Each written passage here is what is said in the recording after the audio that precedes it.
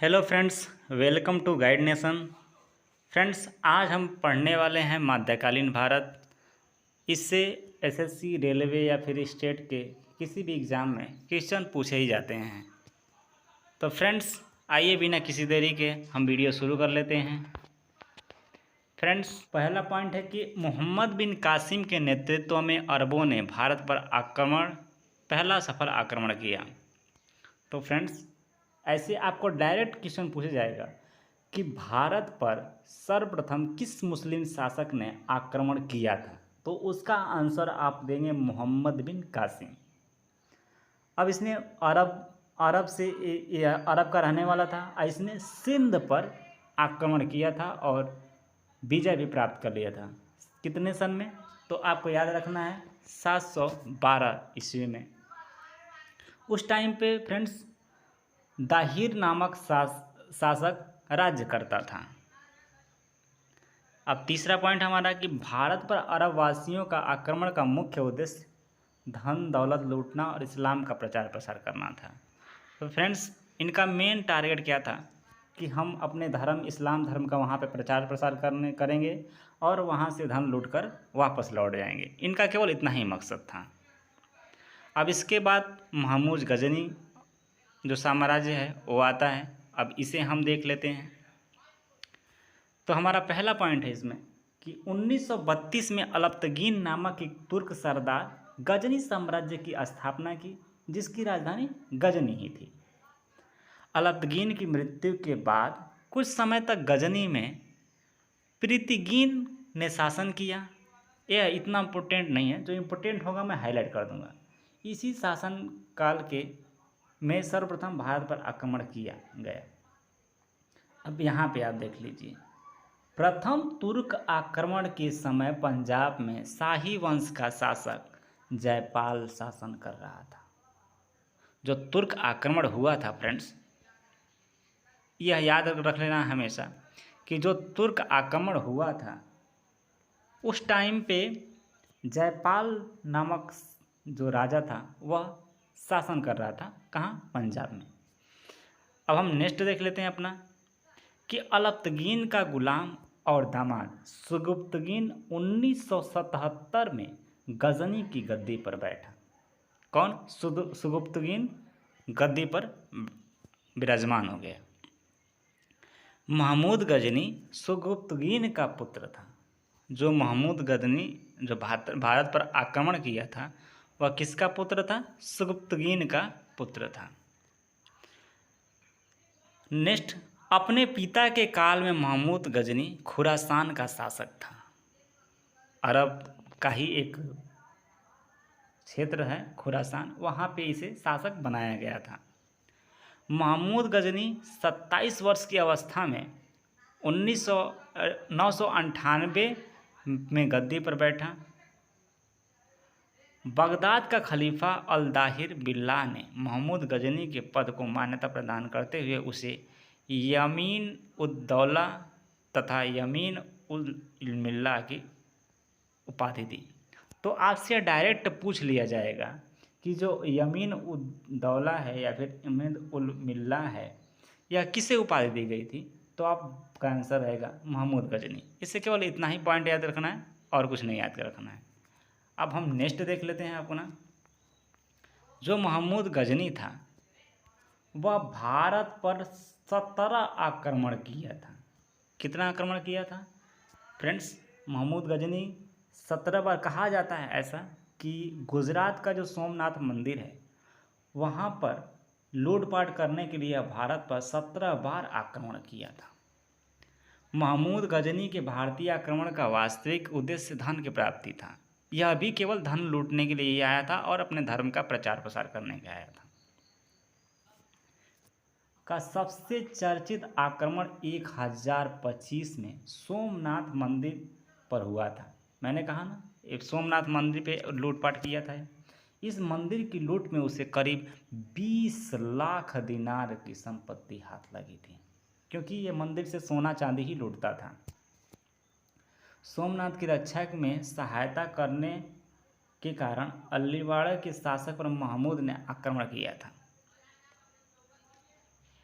सोमनाथ मंदिर लूट कर ले जाने के क्रम में महमूद पर जाटों ने आक्रमण किया था और कुछ संपत्ति लूट ली थी। फ्रेंड्स, जब महमूद गजनी सोमनाथ मंदिर लूटकर वापस जा रहा था तो राजस्थान के जाटों ने उस पर आक्रमण किया और उससे धन लूट लिया। गौरी आता है। फ्रेंड्स, इसमें देख लेते हैं हम। पहला पॉइंट है हमारा कि गौर महमूद गजनी के अधीन एक छोटा सा राज्य था। 1173 ईस्वी में शहाबुद्दीन मोहम्मद गौरी गौर का शासक बना। महमूद गजनी का ही ये उत्तराधिकारी कह सकते हैं था। इसने भारत पर पहला आक्रमण 1175 ईस्वी में मुल्तान के विरुद्ध किया था। कहाँ पे किया था प्रथम आक्रमण? मुल्तान। नेक्स्ट पॉइंट हमारा कि मोहम्मद गौरी का दूसरा आक्रमण 1178 ईस्वी में पाटन गुजरात पर हुआ।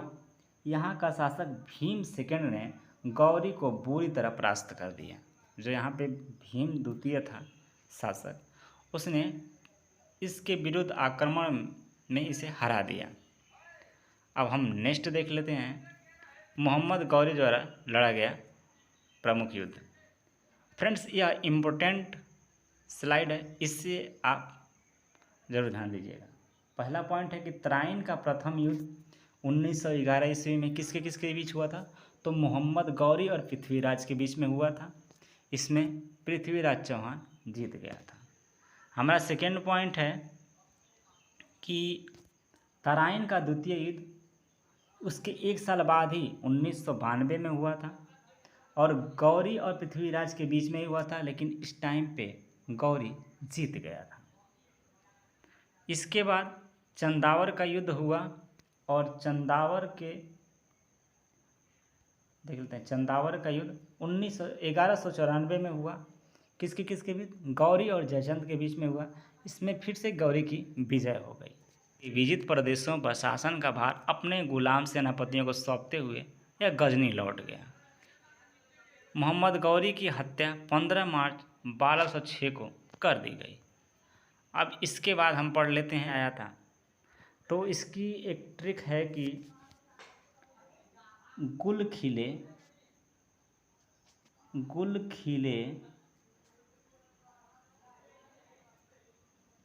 तुम शायद लोगे,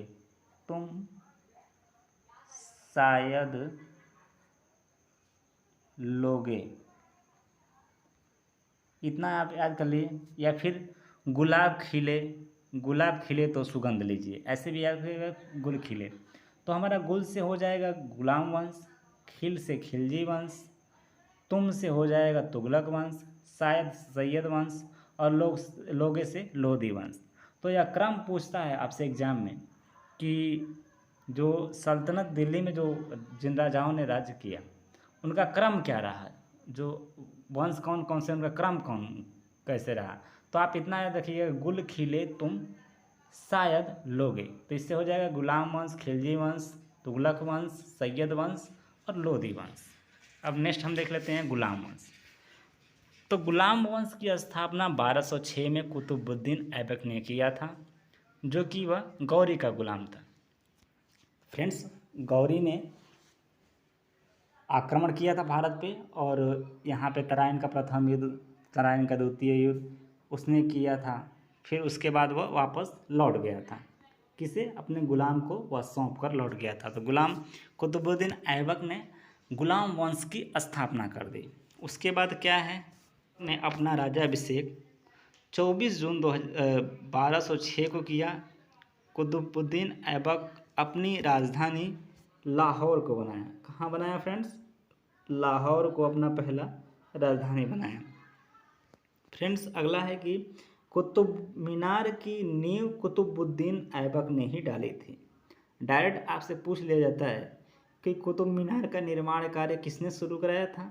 तो कुतुबुद्दीन ऐबक ने ही निर्माण कार्य कराया था। परंतु इसका जो पूरा काम जो हुआ था उसने इसका ही गुलाम था इल्तुतमिश ने पूरा करवाया था। कुतुब मीनार को जो पूर्ण कराने वाला जो शासक था वह इल्तुतमिश हुआ करता था। तो मीनार के निर्माण को पूर्ण करवाया कौन? इल्तुतमिश ने करवाया था। सबसे पहले शुद्ध अरबी सिक्के जारी किया था। इक्ता प्रणाली की शुरुआत किसने की थी? इल्तुतमिश ने ही इक्ता प्रणाली की शुरुआत की थी। 40 गुलाम सरदारों का संगठन बनाया जो तुर्कान ए चलगानी के नाम से जाना जाता है। डायरेक्ट आपसे पूछा जाएगा कि तुर्कान ए चलगानी किसने शुरू कराया था, तो उसका आंसर होगा इल्तुतमिश ने कराया था। इसके बाद हम जो दिल्ली का जो इस्लाम मस्जिद है वह भी कुतुबुद्दीन ने निर्माण करवाया था, और अजमेर में 2.5 दिन का झोपड़ा का जो निर्माण किया था वो कुतुबुद्दीन ऐबक ने करवाया था। यह लाखों का दान करता था, इसलिए इसे लाख बख्श कहा जाता था। किसे कहा जाता था? कुतुबुद्दीन ऐबक को लाख बख्श की उपाधि उसके दानवीरता के कारण दिया गया था। नेक्स्ट है कि प्राचीन नालंदा विश्वविद्यालय को ध्वस्त करने वाला कुतुबुद्दीन ऐबक का सेनानायक बख्तियार खिलजी था। बख्तियार खिलजी ने नालंदा की जो मृत्यु 1210 ईस्वी में चौगान खेलते समय घोड़े से गिरकर हो गई थी, और इसे लाहौर ले जाकर दफना दिया गया। तो इसकी मृत्यु कैसे हो गई थी? यह चौगान खेलने का बहुत शौकीन था और चौगान खेल रहा था अपने महल में, वह घोड़े से गिरकर मृत्यु हो गई, और इसकी जो दफनाया गया वह लाहौर में दफनाया गया। इसके बाद हम देख लेते हैं कि कुतुबुद्दीन का उत्तराधिकारी आराम शाह हुआ, जिसने सिर्फ 8 महीनों तक ही शासन किया। आराम शाह का हत्या करके इल्तुतमिश 1211 ईस्वी में दिल्ली की गद्दी पर बैठ गया। इल्तुतमिश तुर्किस्तान का इलबरी तुर्क था जो ऐबक का गुलाम व दामाद था। कौन था? ऐबक, कुतुबुद्दीन ऐबक का गुलाम और दामाद था। ऐबक की मृत्यु के समय वह बदायूं का गवर्नर हुआ करता था। तो कि इल्तुतमिश ने लाहौर से राजधानी ट्रांसफ़र करके दिल्ली लाया था। इल्तुतमिश पहला शासक था जिसने 1229 में बगदाद के खलीफा के सुल्तान के पद का वैधानिक स्वीकृति प्राप्त किया था। यह प्रथम शासक था जिसने बगदाद के खलीफा का सुल्तान पद धारण किया था। नेक्स्ट है कि इल्तुतमिश की मृत्यु 1236 में हो गई। जो रजिया बेगम है वह इल्तुतमिश की बेटी थी। इसने प्रथम मुस्लिम शासिका का रजिया ने पर्दा प्रथा का त्याग किया, यानी कि खुले मुँह रहती थी। पर्दा प्रथा का यह विरोध किया और खुले मुँह घूमती थी पूरे। हमारा कि गैर तुर्कों को सामंत बनाने के रजिया के प्रयासों से तुर्की अमीर विरुद्ध हो गए और उसे बंदी बनाकर दिल्ली की गद्दी पर मुइजुद्दीन बराम शाह को बैठा दिया। दुनिया के साथ हो गई। अल-दुनिया जो कि हरियाणा में पंजाब के कैथल नामक जगह पे अल-दुनिया शासक था। उससे रजिया ने शादी कर ली। इसे शादी करने के बाद रजिया ने पुनः गद्दी प्राप्त करने का प्रयास किया, लेकिन असफल रही, क्योंकि रजिया की हत्या 13 अक्टूबर 1240 को डाकुओं द्वारा कैथल के पास ही कर दी गई। बराम शाह को बंदी बनाकर उसकी हत्या 1242 में कर दी गई। उसके बाद दिल्ली का सुल्तान अलाउद्दीन मसूद शाह बना। बलबन ने षड्यंत्र के द्वारा 1246 में अलाउद्दीन मसूद शाह को सुल्तान के पद से हटाकर नसरुद्दीन महमूद शाह को सुल्तान बना दिया। नसरुद्दीन महमूद ऐसा सुल्तान था जो टोपी सीकर अपना जीवन व्यतीत करता। यह हमारा नेक्स्ट टॉपिक है खिलजी वंश। तो फ्रेंड्स, खिलजी वंश की जो स्थापना किया था वह जलालुद्दीन फिरोज खिलजी ने खिलजी वंश की स्थापना किया था, जो कि 1290 से लेकर 1320 तक था। जलालुद्दीन की हत्या 1296 में उसके ही भतीजा व दामाद अलाउद्दीन खिलजी ने प्रयाग में कर दी। तो जलालुद्दीन की हत्या किसने की? अलाउद्दीन खिलजी ने ही की, उसका जो कि दामाद था। अब नेक्स्ट हम देख लेते हैं कि अलाउद्दीन की नियंत्रण प्रणाली की शुरुआत किसने किया था? तो अलाउद्दीन खिलजी ने ही मूल्य नियंत्रण प्रणाली की शुरुआत किया था। दक्षिण भारत की विजय के लिए अलाउद्दीन ने मलिक काफूर को भेजा था। जो अलाउद्दीन शासक गद्दी पर जब बैठा तो यह दक्षिण भारत में विजय प्राप्ति के लिए अपने ही जो सेनापति था उसके मलिक काफूर को भेजा था। अलाउद्दीन ने जमैयत खाना मस्जिद, अलाई का दरवाज़ा, सीरी का किला, हजार खंबा महल का निर्माण करवाया था। आपसे डायरेक्ट एग्जाम में पूछ लेगा कि अलाई दरवाज़ा किसने बनाया था या फिर सीरी का किला किसने बनाया था, तो आपका डायरेक्ट आंसर होगा अलाउद्दीन खिलजी। अलाई दरवाज़ा को इस्लामी वास्तुकला का रत्न कहा जाता था। तुगलक वंश, तुगलक वंश जो कि 1320 से लेकर 1398 तक चला। तुगलक वंश का जो संस्थापक था वह गयासुद्दीन तुगलक था। गयासुद्दीन तुगलक तुगलक वंश का संस्थापक था। गयासुद्दीन तुगलक सिंचाई के लिए कुएं व नहरों का निर्माण करवाया। संभवतः नहरों के निर्माण करने वाला गयासुद्दीन प्रथम शासक था। तो ऐसे डायरेक्ट आपसे पूछ लिया जाएगा तो आप बता देंगे कि हाँ, सिंचाई व नहरों कुओं का निर्माण करने वाला प्रथम जो शासक था वह गयासुद्दीन तुगलक हुआ करता था। गयासुद्दीन के बाद उलुग खां या जूना खां मोहम्मद बिन तुगलक के नाम से जो जाना जाता है वह दिल्ली के सिंहासन पर वह विराजमान हुआ। इसके बाद मोहम्मद बिन तुगलक ने कृषि विकास के लिए अमीर एको ही एक नवीन विभाग का स्थापना की है। आपसे डायरेक्ट पूछा जाएगा कि अमीर एको ही नामक जो संस्था है, विभाग है, उसकी स्थापना किसने किया था, तो मोहम्मद बिन तुगलक ने किया था। नेक्स्ट हम देख लेते हैं सैयद वंश जो कि 1414 से 1451 तक था। तो सैयद वंश का स्थापना इस वंश से केवल आपको ये याद रखना है कि इसका स्थापना किसने किया था, तो खिज़्र खां इसका स्थापना किया था। और इसका हम आखिरी देख लेते हैं। आखिरी हमारा इसका सैयद वंश का आखिरी सुल्तान जो है अलाउद्दीन शाह आलम था। कौन था? अलाउद्दीन शाह आलम इसका प्रथम लास्ट अंतिम शासक था। अब हम नेक्स्ट देख लेते हैं लोधी वंश। यह दिल्ली सल्तनत का आखिरी वंश है जो कि 1451 से लेकर 1526 तक चला, क्योंकि 1526 के बाद बाबर का भारत पर आक्रमण होगा और दिल्ली सल्तनत समाप्त हो जाएगी। तो नेक्स्ट है हमारा लोधी वंश का संस्थापक जो है वह बहलोल लोधी है। नेक्स्ट पॉइंट है कि दिल्ली का प्रथम अफगान राज्य की स्थापना का श्रेय बहलोल लोधी को दिया जाता है। बहलोल लोधी चांदी के बहलोल सिक्के का प्रचलन करवाया था। देख लेते हैं आगे कि सिकंदर लोधी ने 1504 ईस्वी में आगरा शहर की स्थापना, तो आपसे डायरेक्ट एग्जाम में पूछा था आगरा शहर का जो स्थापना है किसने किया था, तो वह सिकंदर लोधी ने किया था। गुलरुखी शीर्षक से फारसी कविताएं लिखने वाला सुल्तान सिकंदर लोधी ही था।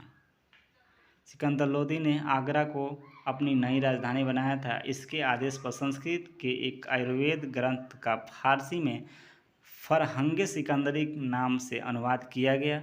इसने नगर कोट के ज्वालामुखी मंदिर की मूर्ति को तोड़कर उसके टुकड़ों को कसाईयों को मांस तौलने के लिए दे दिया।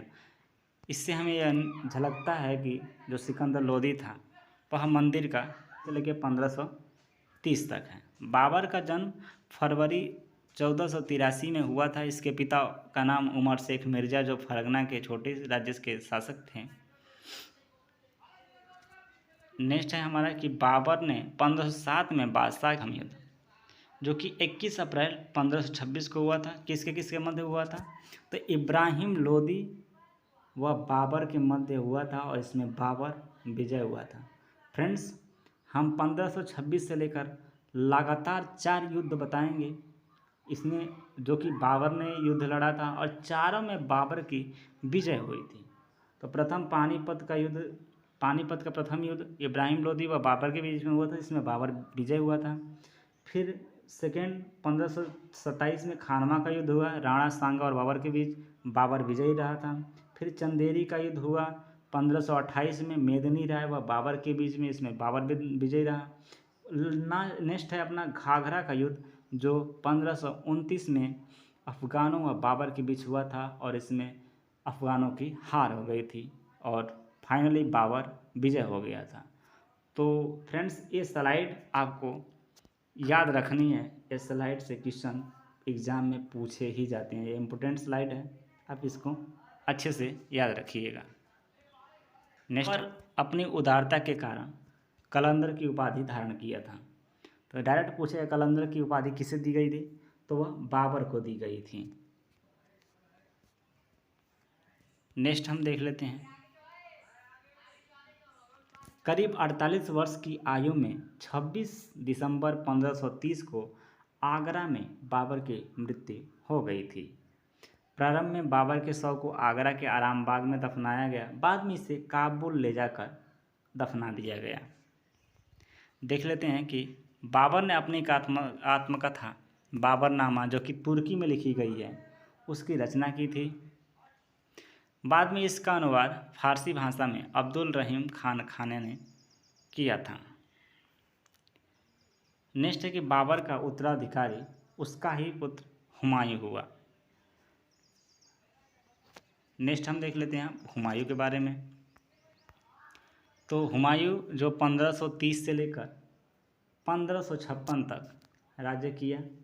देख लेते हैं, हुमायूं जो है नसरुद्दीन हुमायूं 29 दिसंबर 1530 को आगरा में 23 वर्ष की अवस्था में सिंहासन में बैठा और गद्दी पर बैठने से पहले हुमायूं बदख्शा का सूबेदार था। अपने पिता के निर्देश के अनुसार हुमायूं ने अपने राज्य का बंटवारा अपने ही भाइयों में कर दिया। इसने कामरान को काबुल, कांधार, मिर्ज़ा अस्कारी को संबल, मिर्ज़ा हिंदाल को अलवर और मेवाड़ की जागीरें दी और अपने चचेरे भाई सुलेमान मिर्ज़ा को हुमायूं ने बदख्शा, जिसका वह राज्य कर रहा था, उसको सौंप दिया। इसके बाद हम नेक्स्ट देख लेते हैं कि हुमायूं ने दीनपना नामक एक नए नगर की स्थापना 1533 ईस्वी में किया। नेक्स्ट हमारा स्लाइड इम्पोर्टेंट है फ्रेंड्स, यहाँ पे देख लीजिए चौसा का युद्ध। चौसा का युद्ध 25 जून 1539 में शेर खां व हुमायूं के बीच हुआ। शेर खां इस युद्ध में विजयी रहा। नेक्स्ट हम देख लेते हैं कि बिलग्राम या कन्नौज का युद्ध, जो 17 मई 1540 को शेर खां व हुमायूं के बीच हुआ। इस युद्ध में हुमायूं फिर से पराजित हुआ और शेर खां आसानी से आगरा व दिल्ली पर कब्जा कर लिया। शेर खां को ही शेर शाह सूरी के नाम से जाना जाता है। नेक्स्ट हम देख लेते हैं कि 1555 में हुमायूं ने पंजाब के सूरी शासक सिकंदर को पराजित किया और पुनः दिल्ली की गद्दी पर बैठ गया।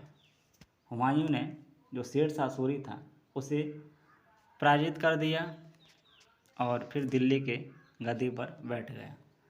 नेक्स्ट हम देख लेते हैं शेर शाह के बारे में।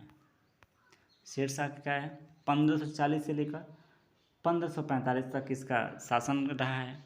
सूर साम्राज्य का संस्थापक अफगान वंशीय शेर शाह सूरी था। Doctor KR. कानूनगो के अनुसार हरियाणा प्रांत के नारनौल, जो कि महेंद्रगढ़ के नाम से जाना जाता है, इसी स्थान पर इब्राहिम के पुत्र हसन के घर पर 1486 में शेर शाह का जन्म हुआ था। परमात्मा शरण के विचार हैं कि शेर शाह का जन्म 1472 में हुआ था। तो ये स्लाइड हमारे लिए उतना इम्पोर्टेंट नहीं है। नेक्स्ट हम देख लेते हैं कि हाँ, शेर शाह के बचपन का जो नाम था वह फरीद खां था, जो कि सूरवंश से संबंधित था। इसके पिता हसन खां जौनपुर राज्य के अंतर्गत जमींदार हुआ करते थे। नेक्स्ट हम देख लेते हैं रोहतासगढ़ किला ए कोना नामक मस्जिद का जो निर्माण था वह शेर शाह सूरी ने कराया था। नेक्स्ट हम देख लेते हैं अकबर। इसके बाद कौन आता है? अकबर आता है। अकबर का जन्म पाकिस्तान में हुआ था। अकबर के बचपन का नाम जलाल था। इसका राज्याभिषेक 14 फरवरी 1556 को पंजाब के कलानौर नामक स्थान पर किया गया था। नेक्स्ट हम देख लेते हैं बैरम खां, जो कि इसका संरक्षक हुआ करता था अकबर का। वह बदख्शां का निवासी था और उसे प्यार से खानी बाबा कहा जाता था। बैरम खां को प्यार से खानी बाबा कहा जाता था, जो कि अकबर का संरक्षक हुआ करता था। नेक्स्ट हम देख लेते हैं पानीपत की दूसरी लड़ाई 5 नवंबर 1556 को अकबर और हेमू के बीच हुआ था। इसमें अकबर की विजय हुई थी। नेक्स्ट हम देख लेते हैं दीन ए इलाही धर्म का जो स्थापना है वह अकबर ने कराया था। दीन ए इलाही को स्वीकार करने वाला प्रथम हिंदू बीरबल था, जिसका बचपन का नाम महेश दास बताया गया था। अकबर के दीवान राजा टोडरमल 1580 में 10 साल बंदोबस्त व्यवस्था लागू की थी। नेक्स्ट हम देख लेते हैं जहांगीर। फ्रेंड्स, जहांगीर का शासनकाल 1605 से 1626 तक था। अकबर का उत्तराधिकारी सलीम हुआ, जिसे अंत में हम आगे चलकर जहांगीर के नाम से जाना गया। इस जहांगीर का जन्म 30 अगस्त 1569 को हुआ था। अकबर ने अपने पुत्र का नाम सलीम सूफी संत शेख सलीम चिश्ती के नाम पर रखा था। जहांगीर को न्याय की जंजीर के लिए याद किया जाता है।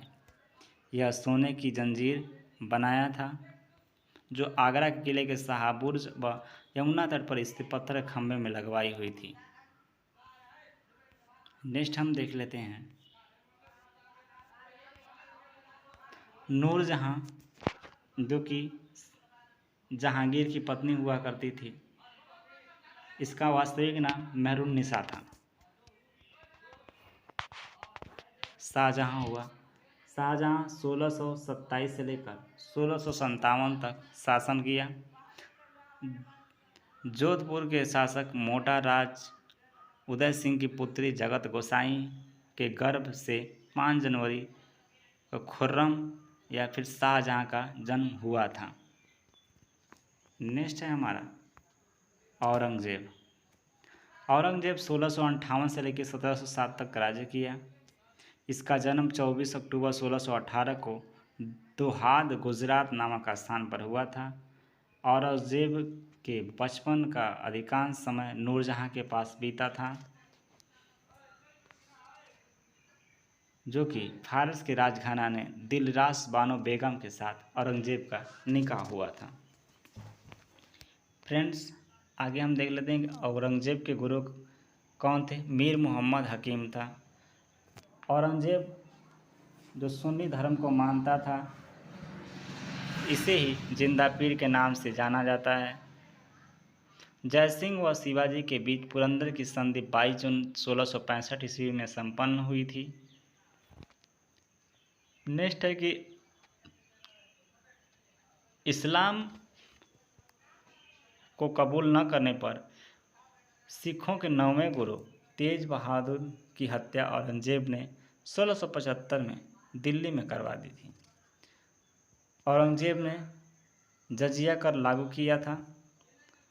इसने सारे कर समाप्त कर दिए थे। और जजिया कर वह होता है फ्रेंड्स जो गैर मुस्लिमों से लिया जाता है, अर्थात जो मुस्लिम नहीं होते हैं उनसे वह जजिया कर लिया जाता है। इसमें ब्राह्मणों और विधवाओं व विकलांगों को छूट दिया गया था।